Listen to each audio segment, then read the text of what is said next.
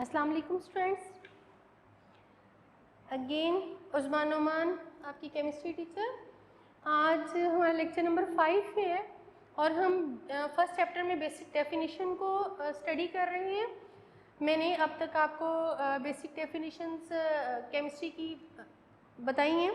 उन basic definition में हमने स्टार्ट किया था मैटर से कि मैटर अगर प्योर फॉर्म में है तो सब्सटेंस है और अगर इम्प्योर फॉर्म में है तो वो मिक्सचर है। सब्सटेंस आगे फर्दर डिवाइड होता है टू क्लासेस में, एलिमेंट और compound. Simplest form of the matter that cannot be further subdivided, that can be described by the symbol, abbreviated at the symbol. तो और उनको उनकी मतलब आप उन्हें इंडिकेट करते हैं, वैलेंसी होती है उसकी स्पेशल प्रॉपर्टी, तो वो एलिमेंट है। आज का हमारा जो टॉपिक है हम डिस्कस करेंगे कि what are the compound, definition of compound क्या है, कंपाउंड की कितनी टाइप्स होती हैं और इन टाइप्स को हम कैसे रिप्रेजेंट कर सकते हैं, फिर कंपाउंड और मिक्सचर में क्या डिफरेंस है, ये आज का हमारा टॉपिक है। देखिए मैं आपको यहाँ हम इस कंपाउंड को स्टडी करेंगे फर्स्ट ऑफ ऑल कि कंपाउंड व्हेन टू और मोर एलिमेंट्स, जब दो या दो से ज़्यादा एलिमेंट फिक्स रेशो में एक दूसरे के साथ मिलते हैं और एक नया सब्सटेंस बन जाता है जिसकी प्रॉपर्टी अपने बनने वाले सब्सटेंस की प्रॉपर्टी से बिल्कुल मुख्तलिफ होती है और जिन्हें हम आम फिजिकल मेथड से सेपरेट नहीं कर सकते, तो नया बनने वाला सब्सटेंस क्या होता है? कंपाउंड होता है। आई रिपीट कि कंपाउंड व्हेन टू और मोर element combine with each other in a fixed ratio by mass. पहली बात कि मास की फिक्स रेशो में एक दूसरे के साथ कंबाइन करें। They have the different properties from their constituents element, कि अपने बनने वाले एलिमेंट्स उनकी प्रॉपर्टीज डिफरेंट हों। दूसरी बात, and can not be separated by the ordinary physical method, और आम तरीक़ों से हम उनको सेपरेट ना कर सकते हों। तीसरी बात, तो हमारे पास जो न्यू चीज़ बनती है, जो न्यू सब्सटेंस बनता है, दैट इज़ अ कंपाउंड। इसी की मैं एग्जाम्पल कोट करूँगी। मेरे पास एक यूनिवर्सल एग्जाम्पल है वाटर। वाटर दो एलिमेंट से मिलकर बना है, एक एलिमेंट है हाइड्रोजन और दूसरा एलिमेंट मेरे पास ऑक्सीजन है। हाइड्रोजन के ज़रा गौर से देखिए, दो हाइड्रोजन लगे हुए हैं और एक ऑक्सीजन लगा हुआ है। हाइड्रोजन जो है पहली बात गैस है, ऑक्सीजन भी गैस है। हाइड्रोजन के 2 एटम्स हैं और ऑक्सीजन का 1 एटम है, ठीक है। और इससे बनने वाला जो वाटर है वो क्या है? लिक्विड है, लिक्विड है। तो देखो हमारे पास एक कंपाउंड था, कंपाउंड की जो डेफिनेशन की उसमें मैंने कहा कि अगर मैं 2 एटम हाइड्रोजन के और 1 एटम ऑक्सीजन का मिलाऊंगी तो मेरे पास लिक्विड वाटर बनेगा। इस वाटर की प्रॉपर्टीज हाइड्रोजन और ऑक्सीजन दोनों की प्रॉपर्टीज से डिफरेंट है, और अगर मैं कहूँ कि लिक्विड में से मैं आसानी से हाइड्रोजन को निकाल लूँ और ऑक्सीजन को निकाल लूँ तो ये मेरे लिए पॉसिबल नहीं होगा। तो ये एक कंपाउंड है। वाटर क्या है? एक कंपाउंड है, 2 एलिमेंट से मिलकर बना है, फिक्स रेशो है बाय मास। ये यूं भी कह सकते हैं 2 ग्राम मैंने हाइड्रोजन ली और 16 ग्राम मैंने ऑक्सीजन ली, या फिर अगर सिंपल रेशो में करें तो 1:8 की रेशो में मैंने हाइड्रोजन और ऑक्सीजन को लिया, तो मेरे पास एक मॉलिक्यूल वाटर का बना।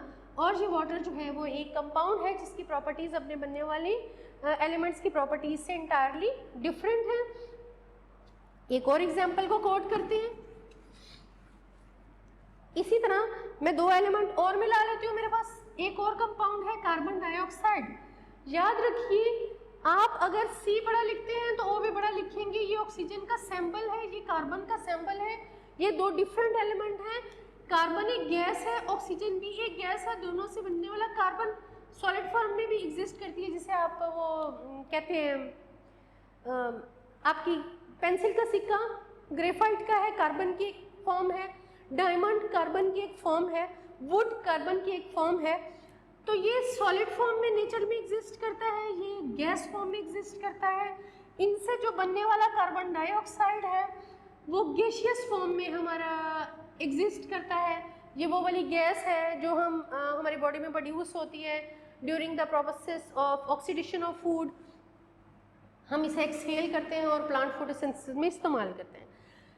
अगर इन दोनों की मैं कंपोजिशन देखूं तो मैं हमेशा 1 एटम ऑक्सीजन का मिलाऊं, 2 एटम कार्बन डाइऑक्साइड के बाद मिलाऊं तो मेरे पास एक कार्बन डाइऑक्साइड का मॉलिक्यूल बनता है।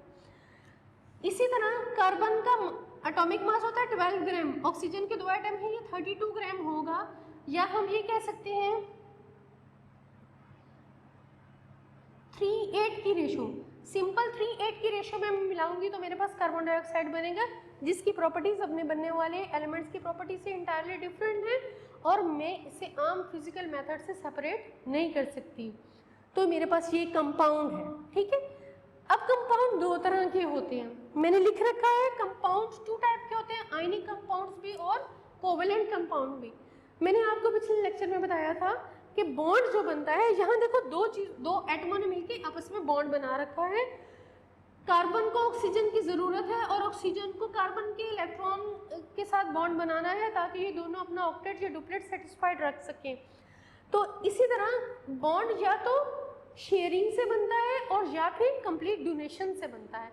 अगर डोनेशन ऑफ इलेक्ट्रॉन से बॉन्ड बनता है तो वो आयनिक बॉन्ड होता है, और अगर शेयरिंग ऑफ इलेक्ट्रॉन से बॉन्ड बनता है तो वो कोवेलेंट बॉन्ड होता है। तो कंपाउंड दो तरह के होते हैं, एक ऐसे कंपाउंड जिनमें आयनिक बॉन्ड पाया जाता है उनको हम आयनिक कंपाउंड कहते हैं।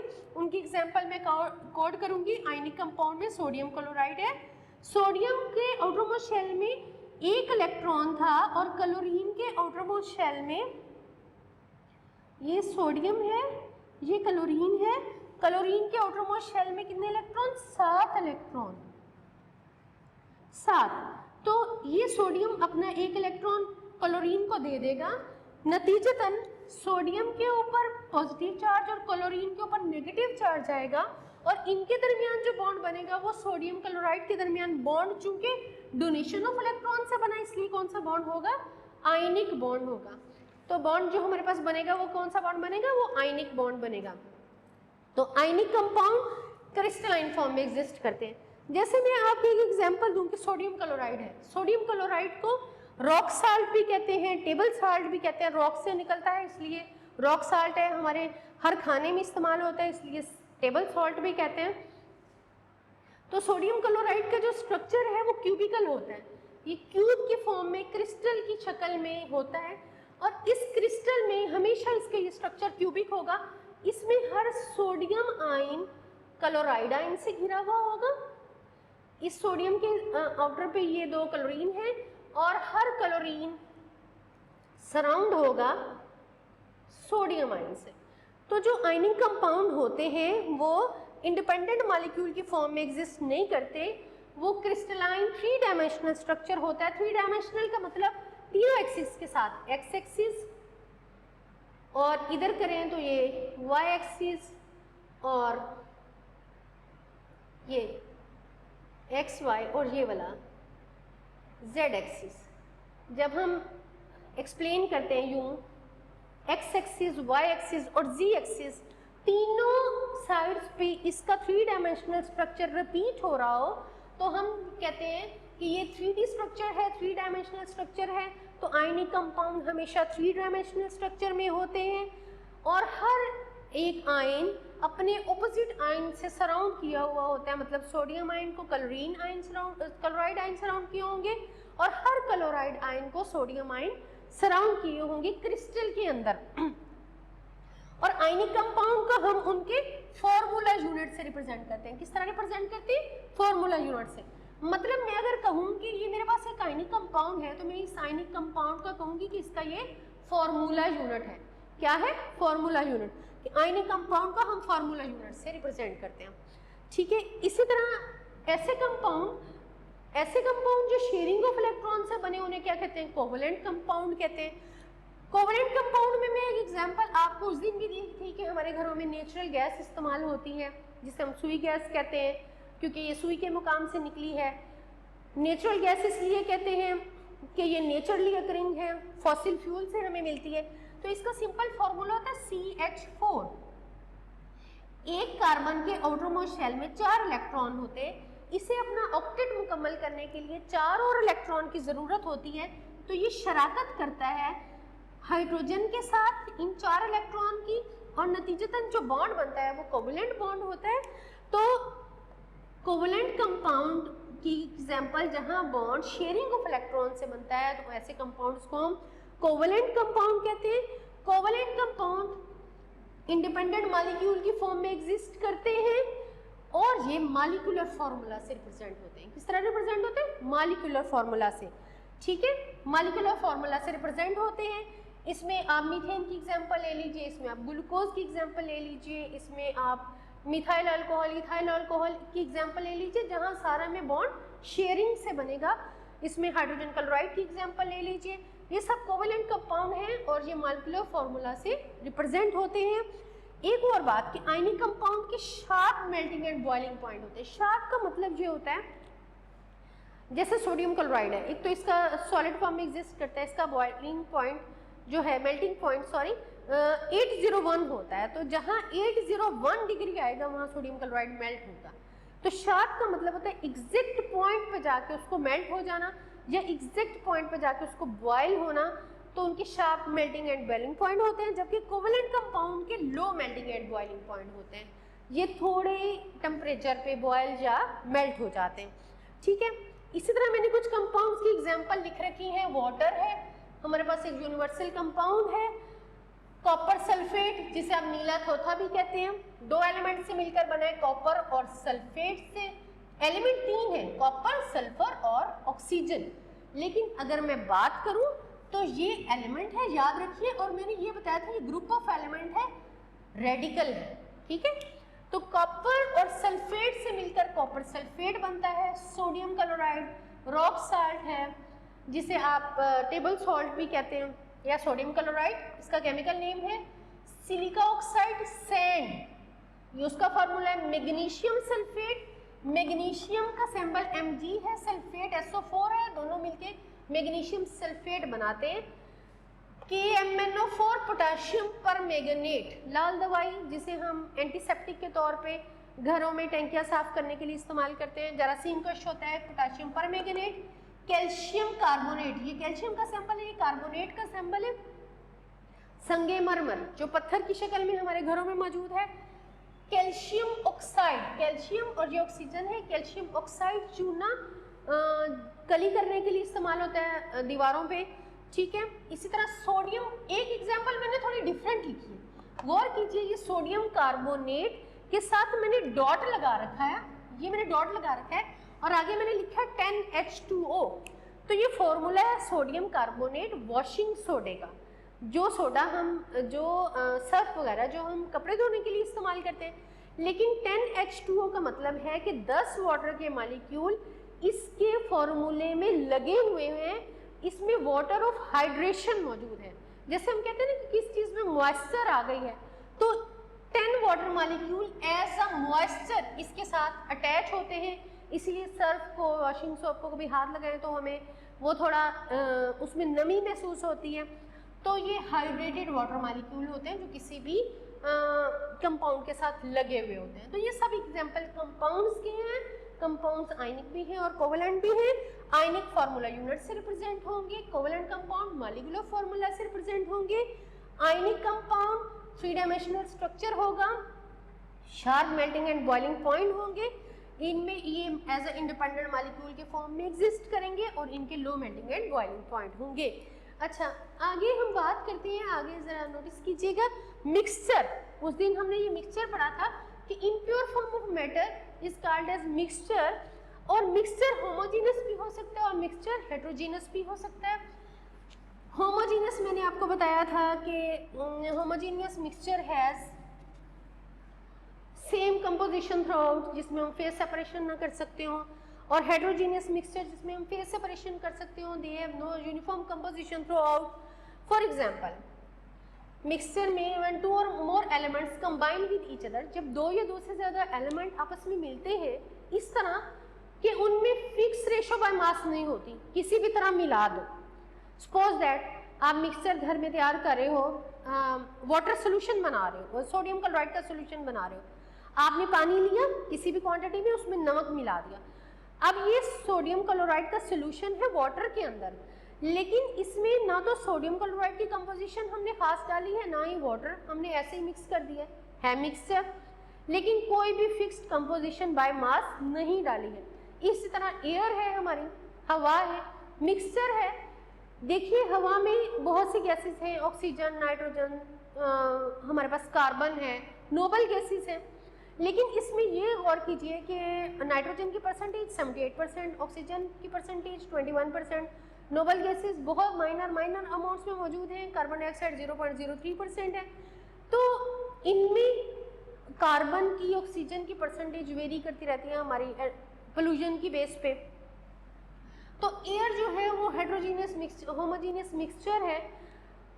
होमोजीनियस इसलिए कि मुझे उसमें नज़र नहीं आती, हालांकि नाइट्रोजन एक ब्राउन कलर की गैस है, लेकिन मुझे हवा में ब्राउन कलर नज़र नहीं आता, मुझे उसमें ऑक्सीजन अलग नज़र नहीं आती, मुझे उसमें कार्बन डाइऑक्साइड नज़र नहीं आती, मुझे उसमें नोबल गैसेस अलग नज़र नहीं आती। तो मुझे यहाँ कोई फिक्स कंपोजिशन नहीं है, ठीक है। तो मिक्सचर व्हेन टू और मोर element combine with each other in any percentage and they can be separated by ordinary physical method, कि वो आम फिजिकल मेथड से हम उन्हें सेपरेट कर सकते हैं। सपोज दैट वो फिजिकल मेथड क्या है? एक तरीका है डिस्टिलेशन। डिस्टिलेशन का मतलब है कि आप डिस्टिलेशन अपरेटस में अपना मिक्सचर ऑफ लिक्विड डालें और उसको with boiling point, her liquid का अपना बॉइलिंग पॉइंट है, उस हिसाब से उसे सेपरेट कर लें। एक है क्रिस्टलाइजेशन, कि आप क्रिस्टल बना लें, उससे आप सेपरेट कर लें, जो आपका सब्सटेंस है उसकी क्रिस्टल बन जाएंगी और इम्प्योर जो है वो एज अ रेजिड्यू रह जाएगा। एक है फिल्ट्रेशन, मतलब आपके घरों में अगर गंदा पानी आता है तो हमारे घरों में फिल्टर लगे हुए, तो फिल्टर पेपर या फिल्टर जो है डिफरेंट वैरायटी का आता है, जिसमें हम इम्प्योरिटीज को सेपरेट कर देते हैं, वो फिल्टर पेपर पे रह जाती है और रेजिड्यू हमारे पास प्योर आते हैं। फिल्ट्रेशन एक मेथड है। ऐसी चीज़ मतलब आप सैंड और मैग्नेट को मिक्स कर लें और एक सैंड और लो चून को मिक्स कर लें, लोहे को मिक्स कर लें और एक मैग्नेट को करीब लाएं, तो लो चून सारे का सारा मैग्नेट के साथ चिपक जाएगा और सैंड सेपरेट होगी, मैग्नेटाइजेशन है। इसी तरह सब्लिमेशन है कि आप लिक्विड को प्योरीफाई कर सकते हैं। तो ये फिजिकल मेथड्स हैं जिनसे हम मिक्सचर को सेपरेट कर सकते हैं, लेकिन हम कंपाउंड को सेपरेट नहीं कर सकते। तो मिक्सचर को हम आम फिजिकल मेथड से सेपरेट कर सकते हैं। तो सम अप करें तो क्या डेफिनेशन बनी? व्हेन टू और more elements combine with each other in any ratio by mass can be separated by ordinary physical method, तो वो हमारा क्या होगा? मिक्सचर होगा। वो क्या होगा? मिक्सचर होगा। इसी तरह सैंड, हमारे पास एक मिक्सचर है। सैंड अगर आप लेके आओ तो सैंड में रॉक्स भी होती हैं, सैंड में सॉइल भी होती है, सैंड में क्ले भी होती है। चिकनी मिट्टी और रेत को आप बड़े आसानी से डिफ्रेंशिएट कर सकते हो। उसमें मिनरल साल्ट्स भी होते हैं, उसमें आपके पास वाटर भी होता है। तो सैंड जो है हेट्रोजीनियस कॉम्बिनेशन है। एयर होमोजेनस मिक्सचर है कि हम उसमें वो गैसेस तो बहुत सारी है, लेकिन हम उस गैस को अलग-अलग उसमें से नहीं देख सकते। इसी तरह मिल्क को देखिए ज़रा, घर में दूध आता है तो मिल्क में 70% वाटर होता है। क्या आप वाटर दूध में अलग नज़र आता है? उसमें हमारे पास वाइटामिन्स होते हैं, उसमें हमारे पास प्रोटीन्स होती हैं, उसमें हमारे पास फैट्स होती हैं, उसमें हमारे पास मिनरल साल्ट्स होते हैं, लेकिन हम उस दूध में उनको अलग-अलग से नहीं देख सकते। तो milk is a homogeneous mixture. Brass, zinc और कॉपर 2 एलिमेंट का मिक्सचर है, तो ये भी एक मिक्सचर है। इसी तरह हमारे पास वुड और रॉक है। रॉक्स में भी हमें डिफरेंट टाइप्स की रॉक्स जो है वो अलग-अलग नज़र आ जाती है। वो एक हेट्रोजीनियस मिक्सचर है, वुड हेट्रोजीनियस मिक्सचर है। तो मिक्सचर की डेफिनेशन और मिक्सचर की 2 क्लासेस हमने स्टडी की, उनकी एग्जाम्पल हमने पढ़ी। तो ये डेफिनेशन के पॉइंट ऑफ व्यू से बहुत इंपॉर्टेंट है। और जो कंपाउंड के जो फॉर्मूलाज हैं जो आपके टेबल में मेंशन है वो बहुत इंपॉर्टेंट है। आपने उनको नेम के साथ उनको लर्न करना है अच्छे से, ठीक है। लेकिन ये उस वक्त तक नहीं याद होंगे जब तक उनकी वैलेंसीज नहीं आपको पता होंगी। जब आप वैलेंसीज कर लेंगे, जब आप रेडिकल को अच्छी तरह पहचान जाएंगे, तो आपको कंपाउंड के फार्मूले मेमोराइज करने में बहुत आसानी मिलेगी। अच्छा, लास्ट वन ये है, ये वाला जो टॉपिक है ये इम्पॉर्टेंट है। कंपाउंड और मिक्सचर में डिफरेंस आमतौर पे पेपर का पार्ट होता है। अब तक जितना मैंने आपको पढ़ाया उसमें आपकी फिजिकल जो केमिस्ट्री की ब्रांचेस हैं वो 2 मार्क्स की ब्रांचेस आपकी शॉर्ट क्वेश्चंस में आती हैं। और उससे आगे जो इम्पॉर्टेंट चीज़ है वो ये मिक्सचर और कंपाउंड का डिफरेंस है। और अक्सर और बेशतर ये डिफरेंस जो है ये लॉन्ग क्वेश्चन की फॉर्म में 5 डिफरेंस लिखिए और 5 मार्क्स आप आसानी से ले सकते हैं। तो मिक्सचर और कंपाउंड के दरमियान डिफरेंस है, ये पेपर पॉइंट ऑफ व्यू से आपका इम्पोर्टेंट है। ठीक है, अब मैंने आपको बता चुकी हूँ कि क्या क्या है, उन्हीं सब चीज़ों को हम सम अप करेंगे कि मिक्सचर क्या है, एलिमेंट्स कंबाइन करते हैं fixed ratio by mass, can not separate by physical method. ठीक है, एक डिफरेंस, मिक्सचर की फिक्स्ड कंपोजिशन नहीं होती, has not fixed composition by mass. एक और बात हमेशा याद रखिए कि जब डिफरेंस आएगा तो आपने डिफरेंस को इस तरह लाइन लगा के कंपेयर करके लिखना होगा। ठीक है, सेकेंड वन डिफरेंस जो है वो ये कि जैसे हमने कहा कि जिन एलिमेंट्स हम कंपाउंड को बनाते हैं वो अपनी आइडेंटिटी खो चुके होते हैं। कॉन्स्टिट्यूएंट्स लूज देयर आइडेंटिटी, कि जिन एलिमेंट से कंपाउंड बनता है वो अपनी शनाख्त खो देते हैं, उनकी प्रॉपर्टीज क्या है वो ये बात खो देते हैं और नए एलिमेंट की प्रॉपर्टीज होती हैं। यहाँ कॉन्स्टिट्यूएंट्स रिटेन का मतलब होता है रहना, रिटेन देयर प्रॉपर्टीज। ठीक है, अच्छा यहाँ मैंने ये दूसरा, ये तीसरा, ये can not be separate by physical method, कि हम मिक्सचर को, इसको तो कंपाउंड को सेपरेट नहीं कर सकते,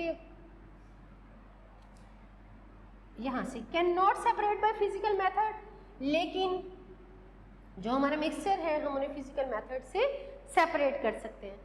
अच्छा, उसके बाद अगला जो डिफरेंस है हमने किया कि कंपाउंड्स का फॉर्मूला होता है। कंपाउंड्स का क्या होता है? केमिकल फॉर्मूला होता है। हर कंपाउंड का केमिकल फॉर्मूला होता है, लेकिन मिक्सचर का केमिकल फॉर्मूला नहीं होता। हैज नॉट केमिकल फॉर्मूला, कि मिक्सचर का केमिकल फॉर्मूला नहीं होता, जबकि कंपाउंड का केमिकल फॉर्मूला होता है। कंपाउंड के लिए ऑप्शन है, कंपाउंड हमेशा होमोजीनस होता है, लेकिन मिक्सचर के लिए ऑप्शन है कि वो होमोजीनस भी हो और हेट्रोजीनस भी हो। मिक्स कंपाउंड के लिए ऑप्शन नहीं है, उसे होमोजीनस होना चाहिए हमेशा, जबकि मिक्सचर के लिए इसके लिए ऑप्शन है कि ये होमोजीनस भी हो और हेट्रोजीनस भी हो। और एक और कि कंपाउंड के हमेशा sharp and fix melting and boiling point होते हैं, sharp melting point and boiling point, जबकि मिक्सचर के शार्प, इधर लिख देती हूं, हैज